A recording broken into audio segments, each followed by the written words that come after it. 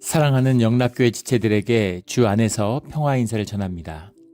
오늘은 2025년 2월 4일 화요일입니다. 오늘의 묵상 본문은 마태복음 7장 1절로 6절까지의 말씀입니다. 오늘 본문 말씀 7장 1절부터의 말씀은 이렇게 시작합니다. 비판을 받지 아니하려거든 비판하지 말라. 비판하지 말라라고 하는 말씀이죠. 우리가 너무나 익숙하고 많이 들었던 그런 말씀입니다. 이 말씀을 보기에 앞서서 흐름을 보는 것이 아주 중요하죠. 빛과 소금의 말씀을 통해서 주님이 우리 안에 있는 주님이 주신 형상, 하나님의 온전함을 회복해야 된다라는 말씀을 주셨습니다.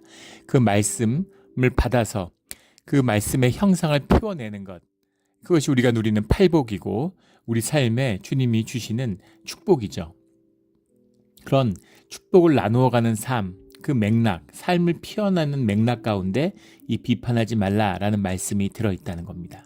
그래서 신앙의 눈으로 이 말씀을 바라보지 못하면, 이 말씀을 흐름 가운데서 보지 못하면 이것을 무슨 윤리적인, 율법적인 의미로 하지 말라 이러니까 하는 것과 하면 안 되는 것으로 구분되는 어떤 윤리적인 문제로 받아들이게 되는 겁니다. 그런 것이 아니라는 거죠. 두 번째는 이것이 무슨 지혜의 어떤 처신이나 사회상에서 관계를 맺어가는 어떤 그런 지혜의 차원, 그런 걸로 받아들이는 잠언이나 이런 것처럼 그렇게 받아들일 수 있다는 겁니다. 그런 뜻이 아니라는 것이죠. 이 말씀은 굉장히 깊이가 있어요. 이 말씀의 의미, 마태복음의 가장 핵심적인 주제가 교회에 관한 것이잖아요. 그래서 교회가 하나 되는 유일한 길이 무엇냐라는 것에 대한 말씀이기도 합니다. 비판을 받지 않으려거든 비판하지 말라라고 하는데, 받지 아니하려거든 우리말이나 영어를 보면 이것만 수동태인 것 같지만 비판하지 말라, 비판하다, 비판받는다 모두 다 수동태 형태, 크리노라는 말인데 크리네테라고 하는 수동태의 뜻으로 쓰이고 있습니다. 신적 수동태라고 그러죠. 우리 여러 번 나눠서 이미 익숙하실 겁니다. 그래서 이건 굉장히 깊은 뜻이 들어있어요. 판단이라는 것 자체가 신의 영역이다라는 것이 들어있는 겁니다. 판단 자체가 신의 영역이다라는 걸 깔고 있는 것이고, 동시에 그 판단에 참여하는 것 자체가 신의 판단 영역 안에 들어가는 것이다. 우리가 신의 판단을 받는 것이다 라고 하는 뜻이 이미 함축되어 있는 것이죠. 비판을 받지 아니하거든 비판하지 말라. 교회라고 하는 것은 용서받은 죄인들의 공동체죠.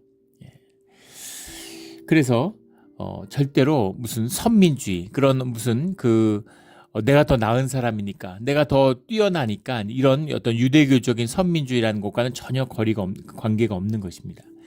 이 말씀의 뜻이 이제 로마서 2장 1절과 2절 말씀에 잘 나와 있죠. 로마서 2장 1절 말씀을 찾아보면, 그러므로 남을 판단하는 사람아, 누구를 막론하고 내가 핑계하지 못할 것은 남을 판단하는 것으로 내가 너를 정죄함이니, 네가 너를 정죄한다는 거죠. 판단하는 내가 같은 일을 행함이니라. 삶 가운데 함께 묶여 있는데 너의 판단함의 기준 자체가 너를 판단하는 기준이 된다. 그래서 2절에 보면 이런 일을 행하는 자에게 하나님의 심판이 진리대로 되는 줄을 우리가 아노라. 진리대로 된다. 진리라는 것이 마음의 내적인 온전함입니다.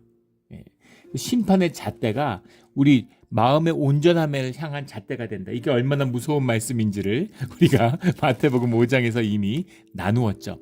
간음하지 말라 했는데, 내가 눈으로 보고 음욕을 품었다면 그러면 네 눈을 뽑아버려라 이렇게 말씀하시죠. 네가 백체 중에 하나를 없어지고 몸을 지옥에 던져주지 않는 것이 유익하다. 이게 온전함의 기준입니다. 누가 이 판단과 누가 이 심판에서 벗어날 수 있을까요? 크리노라는 말이 이제 판단도 되지만 심판도 되죠. 그래서 온전함, 우리의 온전함이 기준점이 되고 온전함을 이루어야 된다라는 말씀을 주고 계시죠. 우리가 너무나 잘 알잖아요. 온전함을 어떻게 이룰 수가 있겠어요, 사람이. 어떻게 평생 음욕을 한 번도 품지 않을 수 있겠습니까? 우리가 혈육을 입고 살아가는데. 그래서 주님과 하나 되는 삶, 그 온전함을 이루는 것이 우리의 삶의 기준이 돼야 된다라는 말씀이죠. 너희가 교회를 이루는 것이 주님과 함께하는 방법이고 주님과 함께하지 않으면 너희 온전함을 누릴 수가 없어. 이 말씀이잖아요. 그러니까 그 온전함을 깨는, 남을 판단하고 정죄하는 건 너희의 몫이 아니야. 이 말씀을 주시는 거죠. 44절에 나는 너희에게 마태복음 지금 7장 2절에 너희가 비판하는 그 비판으로 너희가 비판을 받을 것이요 너희가 헤아리는 그 헤아림으로 너희가 헤아림을 받을 것이니라. 무슨 카르마에 걸려가지고 너에게서 나간 게 너에게 돌아온다 라고 하는, 물론 그런 의미도 있을 수 있겠죠. 그 말 가운데에서는 비판하는 대로 비판받고 헤아리는 대로 헤아림을 받게 되는 것, 이건 세상의 원리잖아요. 근데 그런 지혜서의 말씀을 주시려고 하는 게 아니라 그게 너희 사람의 삶인데 그것을 뛰어넘어야 된다라는 말씀을 주고 계시는 겁니다.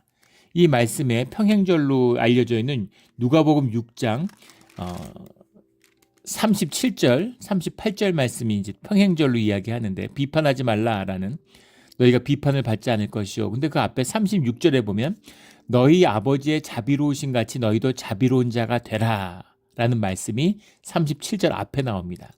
비판하지 말라, 너희가 비판을 받지 않을 것이요.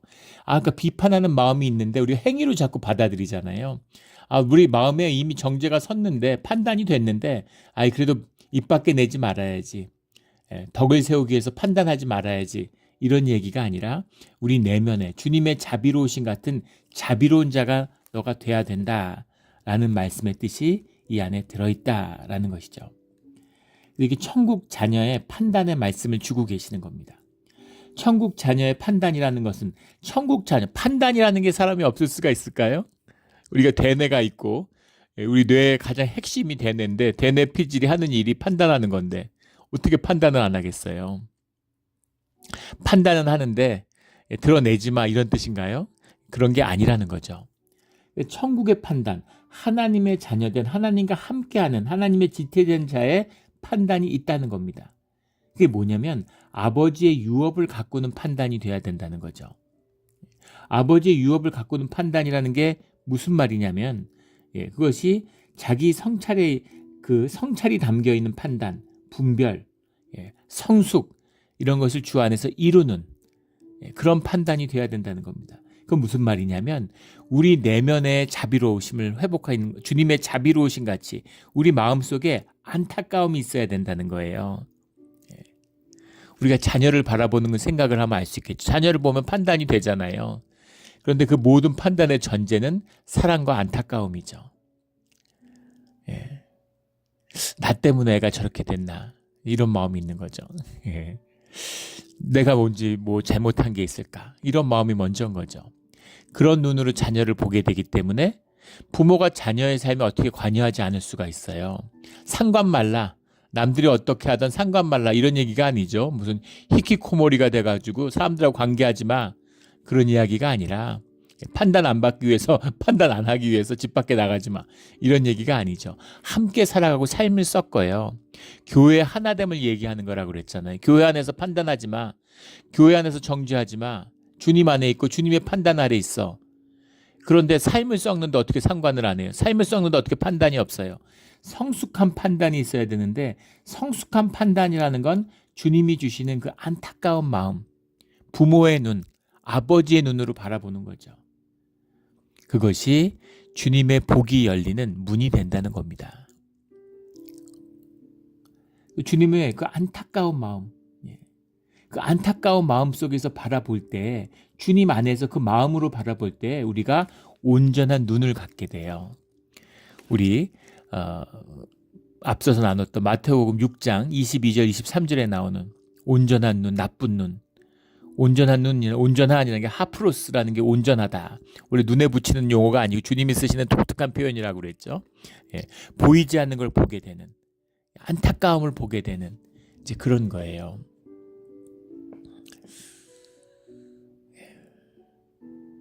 이 지체를 바라보는데 이 사람의 말이 거칠어요. 뭔가 행동이 거칠하고 다혈질이야. 그런데 삶을 나누다 보니까 이 사람의 아픈 과거를 알게 됐어요. 고아루자라고, 어렸을 적 부모가 돌아가셔가지고 친척 집에 자라고 파양이 되고 막 이런 아픔이 있어요. 그게 너무너무 그 사람의 아픔이 느껴지는 거죠. 내가 아픈 거예요. 그 아픔의 눈으로 그 사람을 바라보면 그 사람의 삶이 다르게 보이는 거죠. 그 아픔입니다. 하프로스. 온전한 눈으로 바라보면, 보통 우리가 나쁜 눈을 갖고 있잖아요. 포네로스. 바쁜 눈. 수고로운 눈. 그래서 쉽게 사람들을 빨리빨리 판단하는 거죠. 한때는 한국에서 혈액형 갖고, 혈액형으로 사람 보는 것도 일본인 사람들이 만들어낸 건데, 그게 한국에 퍼져가지고 유행처럼 또 한때는 한의학에서 사상의학에서 태음인, 태양인 이런 식으로, 그 너무 단조로운 거죠. 사람 어떻게 네 개로 나눕니까? 네 개 카테고리로 나누니까 별로 설득력이 없었던 것 같아요. 또 한때 또 별자리로. 그러다 요즘에는 MBTI가 또 유행해가지고 MBTI로 막 이렇게 맞추고 사람 얘기하고 막 이러는 거죠.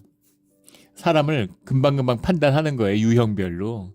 근데 그 사람을 유형별로 어떻게 판단할 수가 있습니까? 이런 속성 저런 속성이 있을 수 있겠죠. 물론 그게 근거가 없다는 얘기가 아니라, 중요한 것은 삶이 연결되어서 주님 안에서 주님이 주시는 그 자비로운 마음, 안타까운 마음, 그 눈으로 형제를 바라볼 때, 온전한 눈으로 형제를 바라볼 때 형제를 제대로 판단할 수 있는 것이죠. 이것이 바라봄이에요. 바라보지 말라는 게 아닙니다. 바라볼 수밖에 없죠. 어떻게 안 바라봐요? 가족인데 어떻게 안 바라봐요? 바라보죠. 근데 판단할 필요 없어. 심판할 필요가 없어. 안타까운 마음으로 바라보는 것입니다. 그러면 섬기게 돼요. 그럼 섬기게 됩니다. 저희가 새 아들 셋을 두고 있잖아요. 근데 둘째, 셋째는 그런 게 없는데 첫째는 애가 좀 독특합니다. 애가 착하고 그런데 나름 잘 살고 있어서 늘 감사하지만, 뭔가 이렇게 이를테면은 이런 거죠. 양말 같은 거 이렇게 그 빨래통에 넣을 때 일단 빨래통에 넣으라는 것 자체가 잘 되지가 않고, 그래서 빨래 같은 거, 이 신은 양말 같은 게 돌돌 말려가지고 방바닥에 굴러다녀요. 그리고 또 이렇게 그 양말 뒤집지 말라고 그렇게 얘기를 해도 양말을 그 돌돌 말면 잘 빨리지도 않는데, 빨래 보신 분도 알죠. 세탁기에 말리는 거 건조기에 돌려도 꽤 젖어 있어요. 양말 때문에 또 돌릴 수가 없잖아요. 그런 것부터 시작해서 입은 옷 같은 거 세탁을 하라는 게 아니죠. 개키라는 게 아니잖아요. 빨래통에 갖다 넣으라는데도 그게 안 돼서 그 막 방에서 쓰레기 냄새 나고 이렇게 되는 거죠. 쉰 냄새 나고. 그런 물 같은 거 오면은 잠깐 며칠 있는데 물이 이제 한 6-7병 생수 마시다 만 거, 한 2모금 마신 거, 이런 것도 여기저기 널려 있습니다. 그러면 진짜 한마디를 해야 되죠. 그런데 지금은 한마디를 안 해요. 걔가 이제 성인이 될 때 저도 주님 앞에서 결심을 했기 때문에 절대 애한테 잔소리하고 야단치지 말아야지. 이제 어른이니까 어른 대접을 해야 되겠다. 그런데 아주 혼자서 나름 굉장히 마음이 여리고 아주 순수하고 여린 이제 그런 마음을, 예민한 마음을 갖고 있습니다. 다른 말로 하면 영적인 거죠. 근데 세상에 부대끼면서 직장 생활을 한다는 게 쉽지 않을 거라는 걸 잘 알아요. 그래서 굉장히, 그래서 얼굴만 보도 알 수 있죠. 직장 다니려면 마음이 어두워지는 걸 느낍니다. 그 와가지고 이렇게 성경 말씀도 나누고 또 산책도 하고 바닷가도 가고 자연 가운데 있으면 얼굴이 금방 또 회복되는 게 눈에 보여요. 그런데 그걸 한마디 하고 야단치는 게 할 수 있겠죠. 근데 오면 편안하게 있게 하기 위해서 키우면서 알게 됐죠. 그런 걸 아무리 얘기해도 얘 뇌구조가 좀 다르다는 걸 알아요. 좀 특이합니다.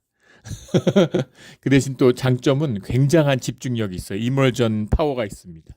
뭐에 집중하면 자기가 관심 갖는 거에 대해서는 굉장한 집중력이 있는데 그 외 거엔 거의 관심이 없는 거죠. 그거를 이제 이해하고 받아들이게 된 거죠. 그래도 함께 살려면 규칙을 지켜야죠.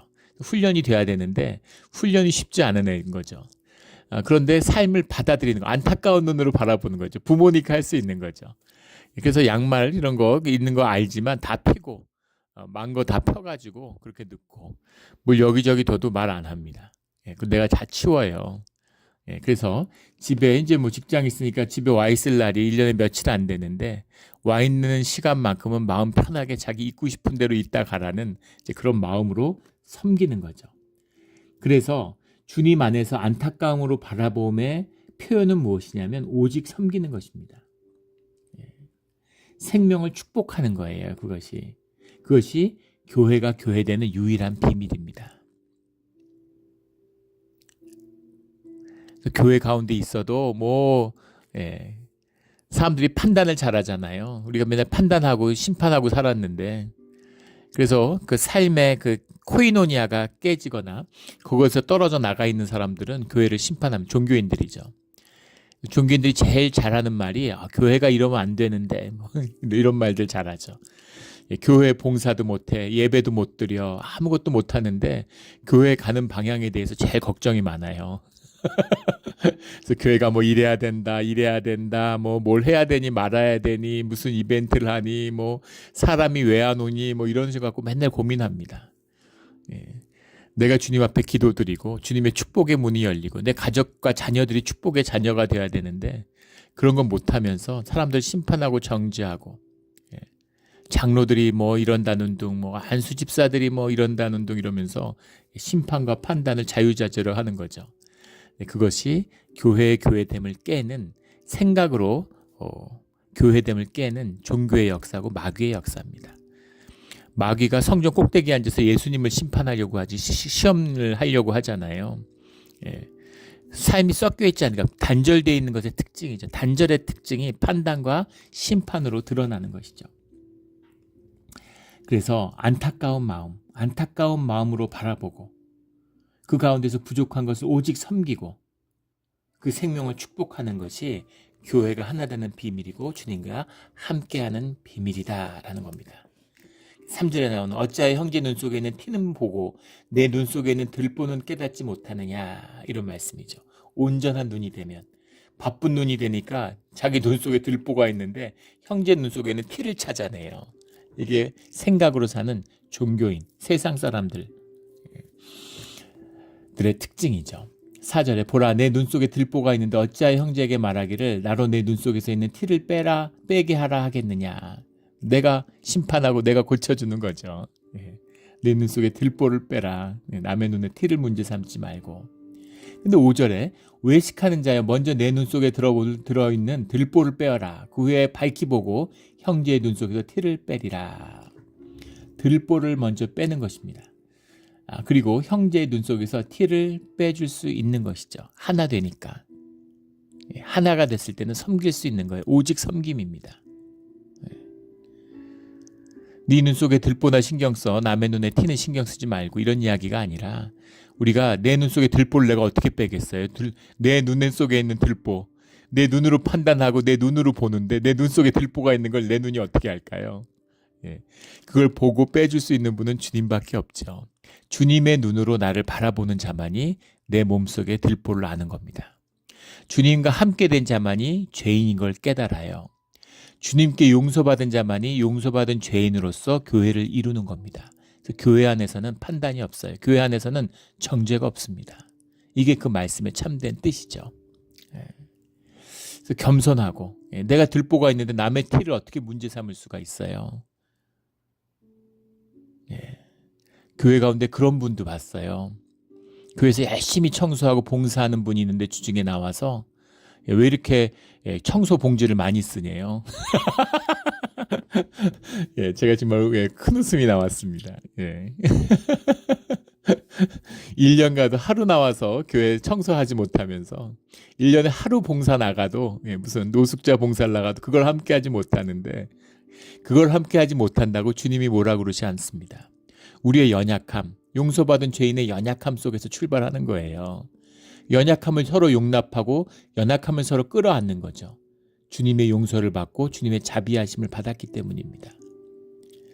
그런데 남의 청소하는 사람이 청소 봉지를 많이 쓰니 적게 쓰니 무슨 청소를 왜 그렇게 많이 하느니, 이제 그런 게, 사실은 나는 못하는데 상대방은 하니까 자기가 벌써 이미 정죄하고 있는 거죠. 자기 자신을. 그런 말이 있죠. 복수는, 복수의 칼을 빼는 순간, 복수의 칼은 굽은 칼이라고, 칼을 뽑는 순간 내 가슴을 먼저 찌른다고. 내 가슴을 찔러서 나를 죽여야 남을 찌를 수 있는 것이죠. 주님은 그런 거 하지 마. 니들은 원수 갚지 마. 내가 갚아줄게. 그런 겁니다. 니들은 자식이잖아요. 너희들은 꽃길을 가. 너희들은 싸우고 미움으로 미워하고 그럴 필요 없어. 네가 왜 부모의 복수를 하니? 너는 너의 행복을 살아. 부모의 이야기는 부모가 해결할게. 그런 말씀인 거죠. 그게 아버지의 사랑이죠. 주님의 사랑, 예수님의 사랑입니다. 6절에 이 말씀의 뜻을 깨달으면 6절 말씀이 왜 이렇게 나오는지를 알 수 있어요. 이 6절 말씀이 그냥 읽으면 무슨 잠언 말처럼 뜬금없이 뜨는 말처럼 보이는 겁니다. 거룩한 것을 개에게 주지 말며 너희 진주를 돼지 앞에 던지지 말라. 마치 잘못 읽으면 판단하고 남의 눈에 티를 빼주는 것 같은 그런 거 하지 마. 그런 거룩한 것과 귀한 것은 나눠줄 가치 있는 사람한테 해주는 거야. 세상 사람들한테는 얘기 안 하지만 교회에서는 내가 판단과 정죄를 해야지 그 얘기가 아닌 것이죠. 거룩한 것, 온전한 것, 주님 안에서 하나 된 것, 이것을 깨어서는 안 돼. 개에게 주지 말라는 게 뭐예요? 이걸 헛된 것으로 만들면 안 돼. 그것이 가장 귀한 거야. 주님 안에서 바라보는 눈, 이것이 너희 구원과 축복의 문이다. 이런 걸 깨서는 안 돼. 이런 얘기죠. 너희의 진주를 돼지 앞에 던지지 말라. 판단과 정죄라는 것이 온전함을 깨는 건데 그걸 통해서 뭘 얻을 수 있을지 모르지만 결과적으로는 진주를 돼지한테 던지는 거라는 거죠. 그게 더 귀한 건데 온전함, 주님 앞에 하나됨, 교회의 교회됨이 더 귀한 것인데 그래서 판단도 필요 없고 정죄도 필요 없고 싸울 필요도 없는 것입니다. 우리 5장부터 이어지고 있는 비폭력 평화주의의 뿌리가 바로 이 말씀이잖아요.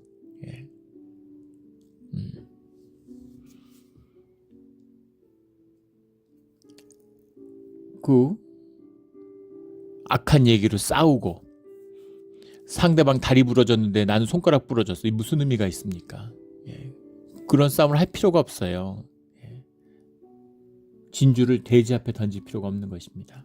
존귀함, 주님과 하나 되는 이 귀한 것을 지켜야 된다. 그 애들이 그것을 발로 밟고 너리켜 너희를 찢어 상하게 할까 염려하라. 다툼, 분쟁, 정죄, 판단, 이 모든 것에 뻘짓이라고 항상 말씀드렸죠. 마귀는 뻘로 내려오라고 하는 것입니다. 한번 다퉈보자. 누가 옳은지, 누가 바른지, 누가 정의인지. 근데 그걸 다투는 순간 지는 거예요. 뻘에 내려가서 어떤 좋은 뜻으로 어떤 좋은 마음으로 내가 뻘을 바꿔봐야지 하고 뻘에 내려가서 무슨 일을 해도 밖에서 결국은 다 뻘짓에 지나지 않는 거죠. 그게 뻘의 힘이잖아요. 그게 세상의 힘이고 그게 마귀의 거짓의 힘입니다. 거기에 말려들면 안 돼요. 늑대 잡는다고 악어 잡는다고 연못에 들어가는 것 같은 어리석은 짓입니다. 연못에서는 악어가 왕이죠. 늪에서는 악어가 왕이에요. 근데 갈수기가 돼가지고 물이 빠지면 악어는 아무것도 아니죠. 제규어가 악어 잡아먹잖아요. 사자도 늪에 들어가면 악어 먹이가 됩니다. 주님의 때가 있는 것, 주님이 해결하게 하시는 주님의 방법이 있어요.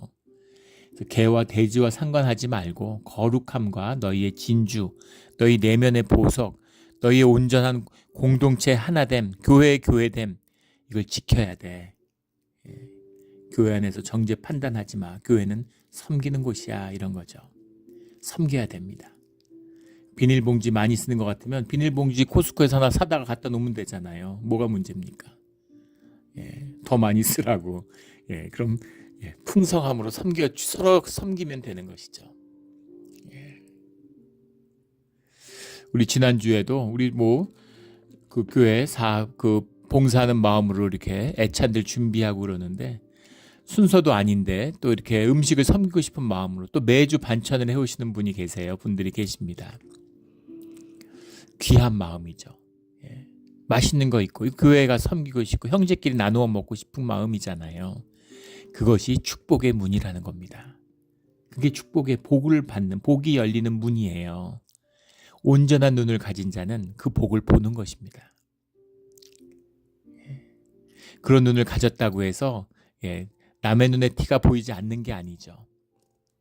판단이 없는 게 아닙니다. 우리의 삶, 우리의 생활 자체, 우리의 뇌 구조 모든 것이 판단하도록 되어 있는 어떻게 판단을 안 해요. 그러나 주 안에서의 온전함과 하나됨으로 그 판단을 넘어서는 주님의 길을 간다는 것입니다. 우리 이 축복의 말씀 속에서 거룩한 것과 진주를, 이 소중한 내면의 이 진주를 지키는, 이 보석을 지키는, 주님이 주신 황금을 돌로 만들지 않고 황금으로, 순전한 황금으로 지키는 우리 주의 자녀들이 되기를 예수 그리스도 이름으로 축원합니다. 아멘. 기도드리겠습니다. 하나님 아버지 감사합니다. 우리가 세상 가운데 섞여 살면서 판단과 정죄하는 것이 정말 오토매틱으로, 오토파일럿으로 되는 그런 삶을 살고, 우리의 구조가, 우리의 뇌가 다 그렇게 되어 있습니다. 우리가 살 수 없는 길, 갈 수 없는 길을 주님의 십자가로 열어주시니 감사합니다. 우리가 주님 안에서 온전함으로 교회됨을 이루어서 주님이 주신 귀한 보석을, 보물을 지키고 살아가는 그런 축복된, 복된 자녀가 되게 하여 주시옵소서. 감사하며 예수 그리스도 이름으로 기도드렸습니다. 아멘.